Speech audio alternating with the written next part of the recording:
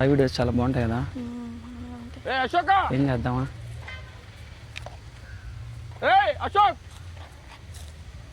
వాళ్ళు ఎన్నే పిలుస్తున్నారు. అదేం పట్టించుకోకు, వచ్చే. ఏరా అశోక్, ఎప్పుడు గ్రౌండ్కి రానని అప్పుడు ఛాలెంజ్ చేసావు కదా. ఓ అమ్మాయి వచ్చిందనా? ఎలాగో వచ్చావు కదా, ఒకసారి నీ హిట్టింగ్ చూపించు. చూసి చాలా రోజులైంది. పోనీలేరా, పస తగ్గిందేమో పాపం, వదిలేద్దాం. ఆటగాడు అశోక్ 6 అడుగులు ఉన్నాడు, ఏం ప్రయోజనం? 6 రంగుల సత్తా కూడా లేదు. ఛ! ఏంట్రా వాళ్ళు అన్నేసి మాటలు అంటా ఉంటే సైలెంట్గా ఉన్నావు? ఏం చేయమంటావు? రియాక్ట్ కావా అసలు? అలా రియాక్ట్ అయ్యి కోపం తెచ్చుకొని నా తమ్ముడిని కొలిపాను ఇదే గ్రౌండ్లో.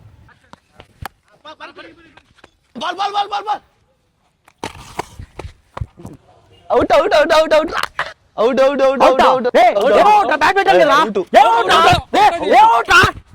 అవుట్ అవుట్ కాదురా.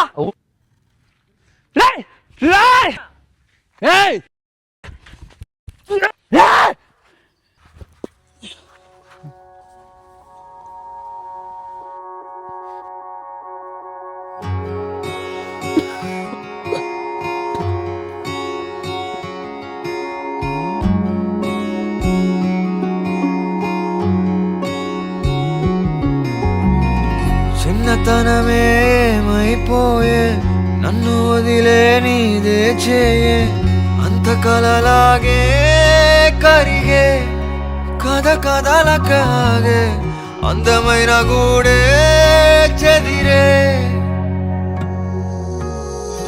కష్టం వచ్చినా ఇంకో వైపే కంటి రెప్పలాగా. అన్నిటికీ కోపం ఒకటే సొల్యూషన్ కాదు, ఆలోచించి అడుగు వేస్తేనే మనం ఆనందంగా ఉండగలం.